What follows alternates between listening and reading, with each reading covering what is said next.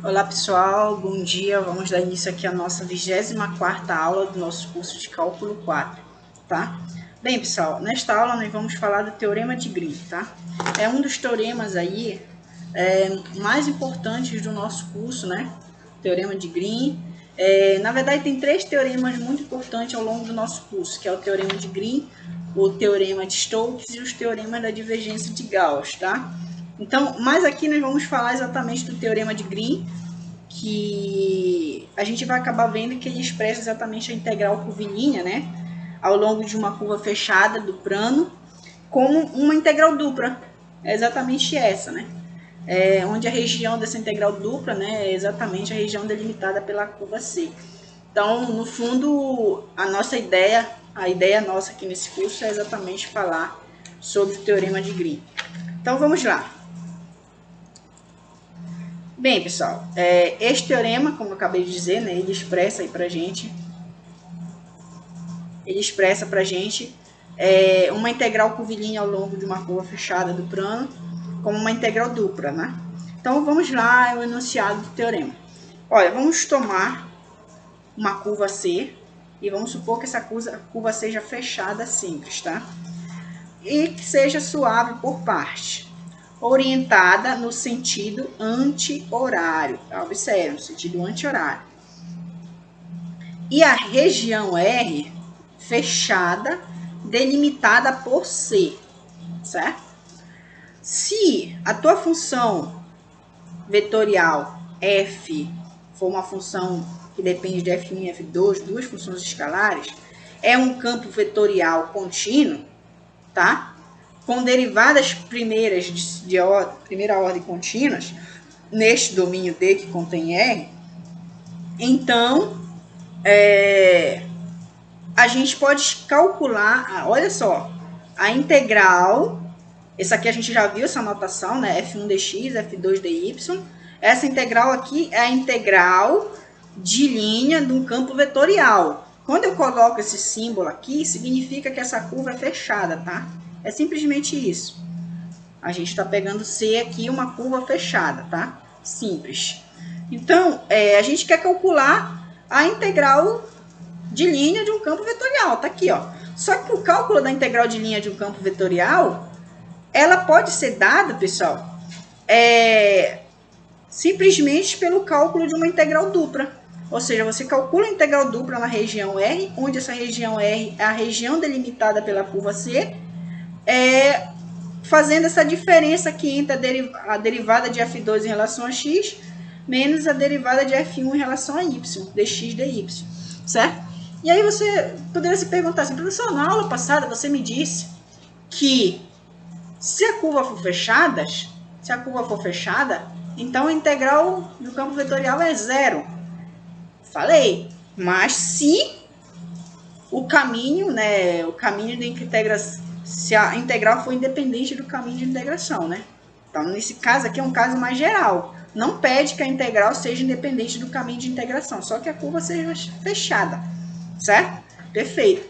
Então, ó, o cálculo de uma integral de linha de um campo vetorial dada como um cálculo de uma integral dupla, né? Uma integral dupla dada dessa maneira, certo? Onde a região R é a região delimitada pela curva C. Então, pessoal, eu vou fazer uma prova desse teorema, porque ele é muito importante, né? O teorema para o caso em que essa curva é uma curva suave e a região R pode ser descrita simultaneamente da seguinte maneira. Bem, vamos supor que a nossa região R é exatamente dessa forma. Ó, eu tenho uma curva, estou supondo que a curva seja dada dessa forma, uma curva fechada, tá? Tá aqui a nossa curva em vermelho, C, tá? A região R é a região delimitada por essa curva, então é essa parte aqui dentro delimitada por esse círculo. Então tá aqui a nossa região R. Bem, pessoal, como a gente poderia descrever essa região em termos matemáticos, né? Ó, se um ponto está aqui, são todos os pontos x, y que satisfazem o quê? Ó? O x, nesse caso, ele vai variar de A até B, né? Então, o x é maior do que A, menor do que B, certo? Maior do que A, menor do que B. E a questão, e a nossa, digamos assim, e o y, né? O y está variando de quanto a quanto, né? Se você traz aqui, o y vai variar aqui, ó. Aqui tem esse comportamento, né? Tem esse comportamento aqui. E para cá ele tem esse outro comportamento. A gente não pode entender isso daqui como uma única função, porque a gente sabe que a função em cada x determina um único y, né? Um único y. Mas a gente pode entender o seguinte, né? Que o y, por exemplo, se você corta bem aqui, e porque, digamos assim, se não poderia pegar de geral aqui, né? Porque, por exemplo, se você traça uma reta que corta em 2 pontos, né? Então, um x assumindo 2 valores reais, não é. Então, por exemplo, poderia dizer que o y, ele está acima dessa função aqui, ó. Está acima dessa função, certo? E quem é essa função aqui, pessoal? Eu vou chamar ela de g1 de x, tá? O y, essa parte aqui é g1 de x, é uma função, certo? Você vai ter esse comportamento aqui. Para cada x, a gente sabe que se fosse exatamente nesse caso aqui, esse x seria exatamente, né? Quer dizer, o y seria exatamente a raiz de x ao quadrado, né? Raiz de x ao quadrado menos o ralho, aí o ralho menos a raiz de x ao quadrado, alguma coisa, tá? A gente teria um comportamento. Mas aqui é meio no geral. Peguei esse círculo, mas não necessariamente essa curva vai ser um círculo, tá? Vai ser uma circunferência. Perfeito? Perfeito. Então, ó, aqui a gente... O y vai estar acima dessa função aqui, y igual a g1 de x, e abaixo dessa daqui que eu chamei de g2 de x. Então, o y vai ser maior do que a função g1 de x e menor do que a função g2 de x, certo? Então, neste caso a gente orientou a nossa curva no sentido anti-horário. Perfeito? Perfeito. Agora, vamos imaginar que também pode acontecer uma outra coisa, né? Meio que aqui, o y depende de x, mas eu poderia olhar, digamos assim, daqui para cá, né? Ou seja, fixava o y aqui, e aí o x aqui, que já seria essa função aqui, que seria maior do que essa função bem aqui, ó. Estaríamos nesse exemplo aqui, ó. Então, você fixa o y nesse eixo aqui, ó. Fixando o y. E o x, por exemplo, aqui, ó. O x vai ser maior, né? O x vai ser os valores que vão ser maior do que essa função bem aqui, ó. Tá? Bem aqui por exemplo. Então, o x vai ser maior do que h1 de y e menor do que h2 de y. Então, agora aqui o x depende de y, tá? Que eu posso olhar assim e também posso olhar assim. Aquela ideia, né, que a gente estudava muito lá no cálculo 2, né? Eu posso olhar se eu tenho y igual a f de x, né? Igual a f de x, eu posso ter x igual, por exemplo, a f a menos 1, né, de x, né? Que é a inversa, né? A f a menos 1 de y, desculpa. F a menos 1 de y, tá? Então, a gente pode ver a inversa da função. Então, tem dois casos, né? Nesse caso aqui, a nossa região vai ser o y varia de c a d e o x varia de h1 de y até h2 de y, certo? Perfeito. Observe, pessoal, que se nós provarmos que... para a gente provar 1, né? Para a gente provar 1 aqui em cima, essa expressão, basta eu provar que a integral na curva C de f1 dx é menos a integral de f1 em relação a y. E a integral de f2 em relação a y é a integral de f2 em relação a x. Derivada parcial de f2 em relação a x, tá? Se a gente conseguir provar essas duas relações, aí a gente prova 1. Por quê? Ou seja, eu preciso provar que a integral de f1 dx, né, na curva C, é menos a integral na região R de f1 del y, dx dy. E a integral de f2 dy é igual à integral na curva R del f2 del x dx dy. Porque se a gente prova isso, pessoal, somas aqui, ó, soma membro a membro. Então, vai ficar essa mais essa, que volta para o primeiro membro lá de cima, mais essa menos essa. Aí você coloca aqui em evidência, né? Vai ficar del f2 del x menos del f1 del y. Aí você prova 1 lá em cima. Então, o nosso trabalho agora é provar essas duas igualdades, certo? é provar essas duas igualdades, 2 e 3. Para a gente provar 2, pessoal, observe que a curva C, ela pode ser dividida em curvas C1 e C2, tá? De equações y igual a G1, y1 de x e y igual a G2 de x. Observe, né? A gente está no caso 2, tá? Então, observe que a nossa curva C, ela pode ser dividida aqui em duas curvas, né? A curva que vai de A até B e a curva que vai de B até A, certo? Ou seja, a gente pega essa parte aqui e depois você pega essa outra parte, tá? Então, é isso que a gente vai fazer, respectivamente. Então, a nossa curva, né? A nossa curva C1, quem vai ser? Né? A nossa curva C1, ela vai ser x, G1 de x, certo? Observe. X, ó, a nossa curva C1, eu tô fazendo C1 essa parte aqui de baixo. Então, ela é x, né? A componente x é o próprio x. E aqui vai ser G1 de x, certo? Essa é a nossa curva C1. Agora, aqui a gente está indo nesse sentido, tá? Nesse sentido, nosso vetor. E a nossa curva C2? Tá aqui a nossa... O x varia de A até B, né? Estou olhando lá para cima. Agora, para a curva C2, nota-se que, através do sentido positivo, determinado pelos vetores crescentes, x pertencente a B, que a orientação sobre o C2 no sentido oposto ao desejado. Porém, é possível parametrizar. Observe. O que eu estou querendo dizer aqui? Quando você olha para cá, né, você está indo... O que está dizendo o sentido dessa curva? É, digamos assim, o crescimento do x, né? Então, quando você vai de A para B, o x vai crescendo. Quando o x vai crescendo, né, você está indo, caminhando nesse sentido. Então, o sentido aqui é esse, né? Você está indo daqui para cá. Agora, quando você já olha para essa curva daqui de cima, então, ó, você sai daqui. Então, você vem caminhando para cá, certo? Ó, você vai caminhando para cá, certo? Então, o sentido é oposto, certo? Então, é isso que a gente está querendo dizer. Mas, embora o sentido seja contrário, a gente pode calcular usando aquela propriedade, né? A gente viu lá anteriormente. Que propriedade é essa?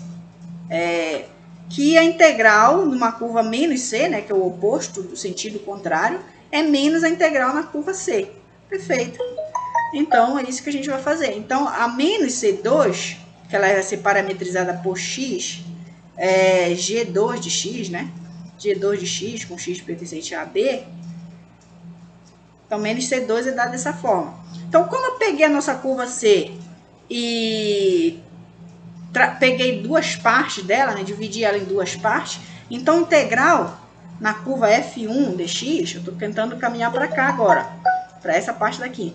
A integral na F1 dx, né, é a soma da integral na curva C1 mais a integral na curva C2, certo? Perfeito. Só que a integral na curva C2, a gente acabou de ver aqui que o sentido é o contrário, né? Então, é menos, né? É menos, né? Vamos colocar aqui é menos ela na nossa curva menos C2, né? Que a menos C2 vai de A para B, certo? Perfeito. Então, usei a propriedade para me calcular isso aqui. Perfeito, pessoal. E aí, olha, observe que aqui a gente tem, na verdade, o que a gente tem aqui, pessoal? A F1 não é uma função escalar? A F1 é uma função escalar, calculada numa curva C1. Então, no fundo, isso aqui é uma integral de linha de um campo escalar, pessoal. Tá? Uma integral de linha num campo escalar. E como é que a gente calcula a integral de linha no campo escalar? Você pega a função escalar e aplica na curva. Lembrando que a nossa curva é x, G1 de x, certo? Então, eu peguei a função escalar e apliquei na curva, certo? Em relação a x. Porque eu estou fazendo assim, eu não estou calculando aquele módulo do vetor aqui, né? O módulo, porque eu estou calculando, ó, aqui depende de x e x. A curva está em x, né? Não está em t, não está em outra constante, certo? Então, não precisaria, é simplesmente a função aplicada na curva, tá? E aqui vai ser a mesma coisa para cá, né? Uma integral de linha de um campo escalar, no caso a F1 aplicada na curva menos C2, que é x, G2 de x, certo? Perfeito.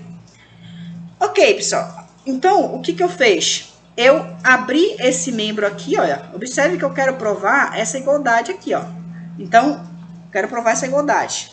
Eu saí desse lado. Esse lado aqui me deu esse resultado, certo? Me deu esse resultado 4. Agora, eu vou tentar manipular o outro lado. Eu vou tentar manipular esse lado aqui, certo? Esse lado.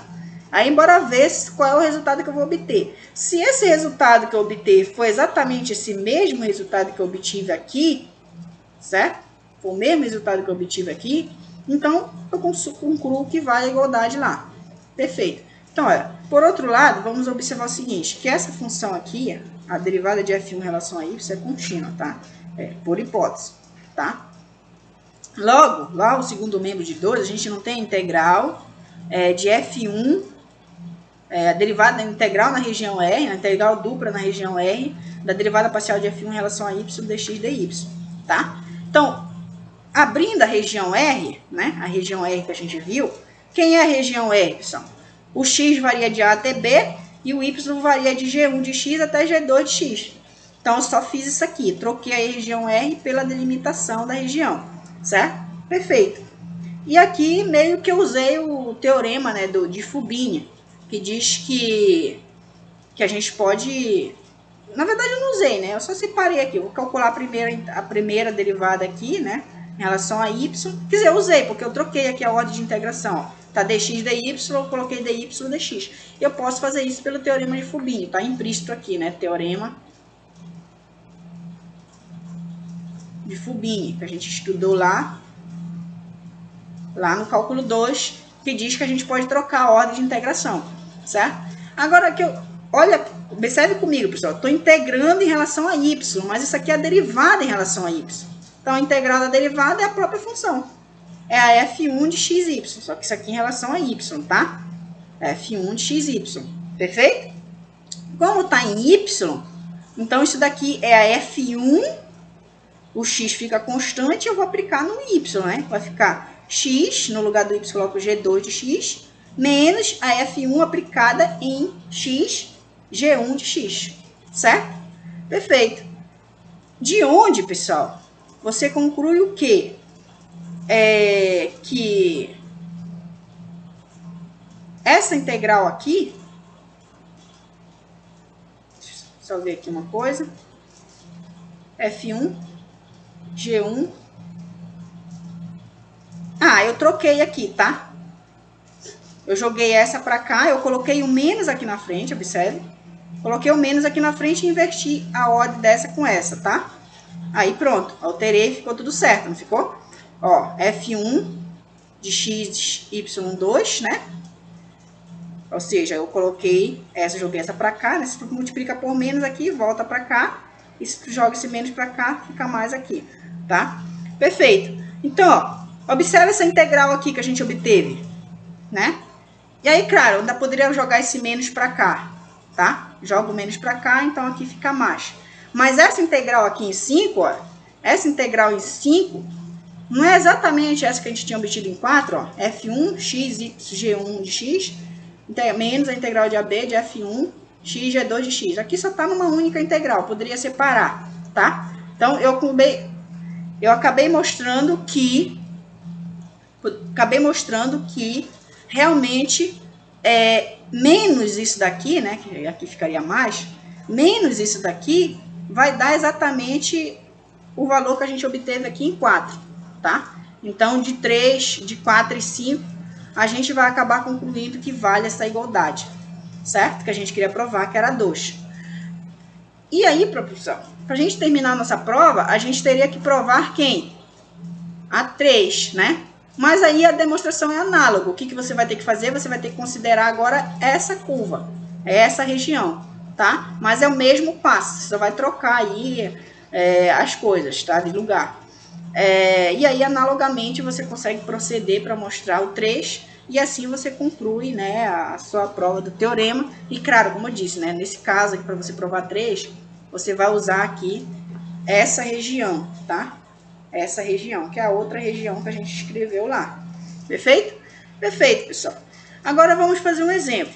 Bem, o exemplo diz que usando o teorema de Green, queremos calcular a integral, né, de y2 dx mais 2x2 dy. A gente já viu que isso aqui no fundo é uma notação, tá? Mas, onde a nossa curva C é o triângulo de vértices 0, 0, 1, 2 e 0, 2, no sentido anti-horário. Perfeito. Vamos entender primeiro como é essa nossa curva C e qual seria a região R, né? Bem, os vértices do triângulo é 0, 0, 1, 2 e 0, 2, tá? Então, tá aqui o nosso triângulo. Perfeito? E no sentido anti-horário. Então, o nosso sentido é esse. A gente vai daqui para cá, tá? Anti-horário. Perfeito? Perfeito. Aqui está a nossa região R, que é a região que é delimitada pela curva C, tá? Então, observe que aqui, na nossa região, o X está variando de quanto a quanto, pessoal? Ó, o X não vai... Quanto é esse ponto aqui, né? 1? Ó, 1, 2. Então, o X está variando aqui, ó, para a gente pegar a nossa curva. E o Y?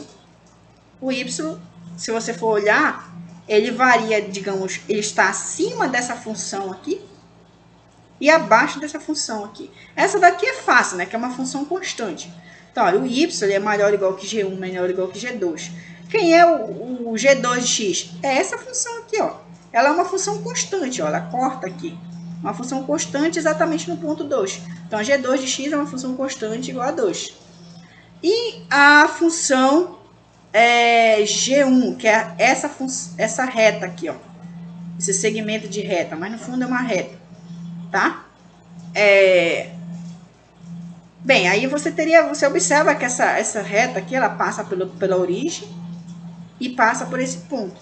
Aí, para você calcular ela, você teria que simplesmente lembrar como é que você calcula a função que passa por dois pontos, por exemplo. Primeiro, se é uma reta, você já sabe que ela é do tipo f de x igual a ax mais b, né?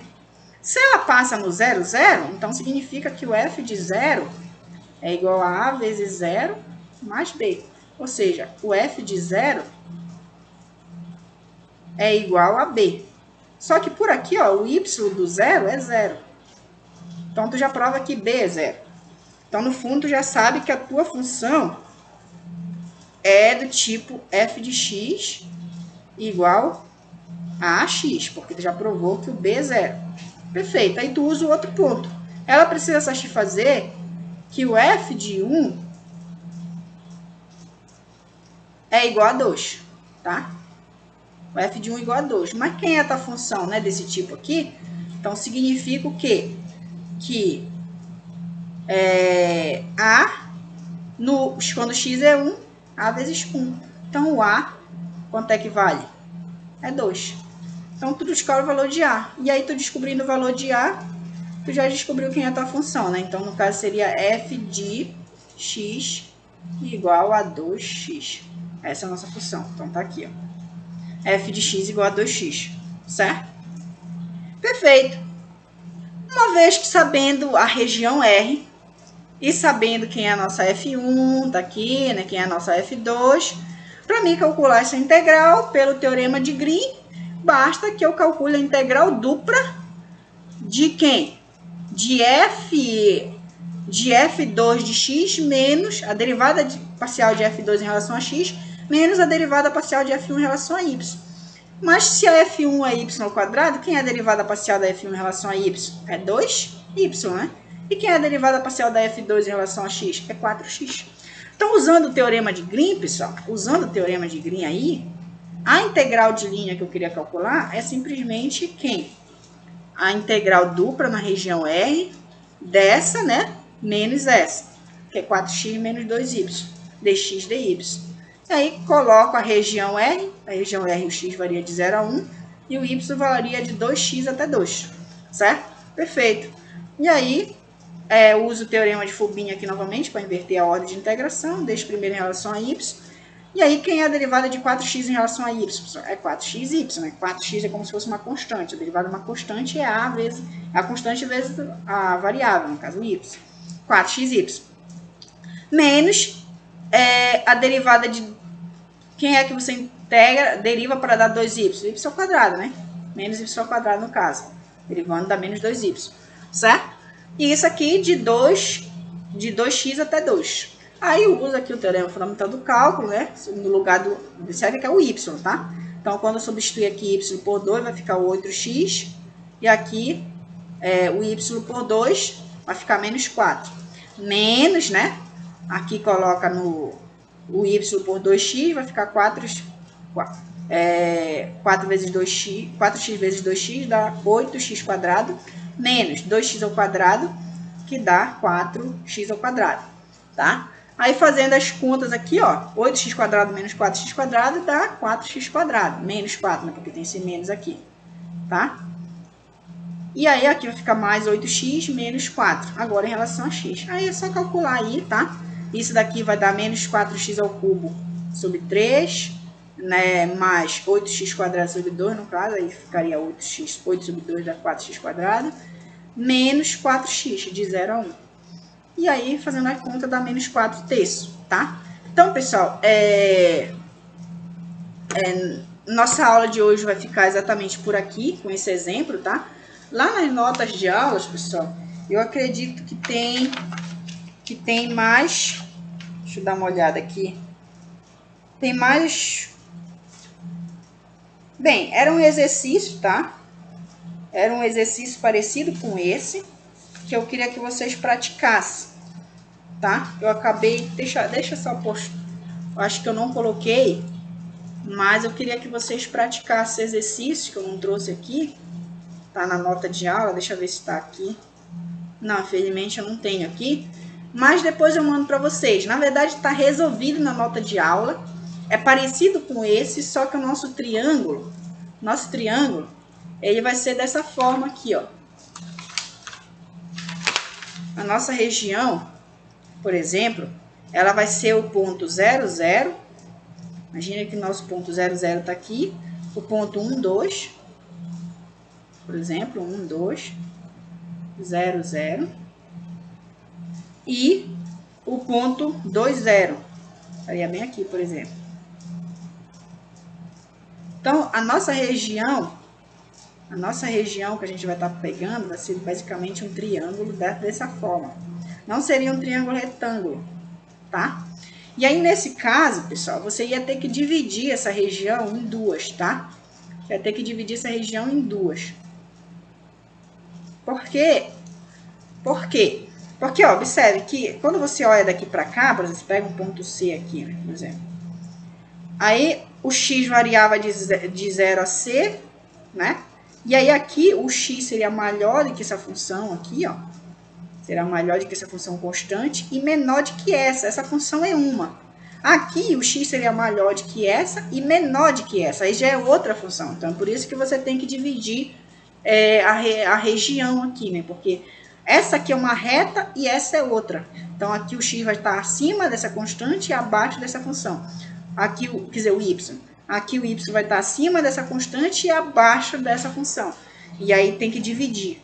Então, é um exemplo que está lá na minha nota de aula. Posso fazer um vídeo só comentando sobre esse exemplo, mas eu vou postar as notas de aulas. Aí eu já peço que vocês fiquem lendo, né, esse exercício, que na verdade, eu coloquei como exercício, mas está resolvido na minha nota de aula. Então, não é bem um exercício, tá? Não é bem um exercício, mas eu queria que vocês tentassem fazer, tá? Tá resolvido lá, aí dá para vocês tentarem fazer, e qualquer dúvida vocês vão olhando lá da forma como eu fiz, tá? Então, até a próxima e bons estudos para todos.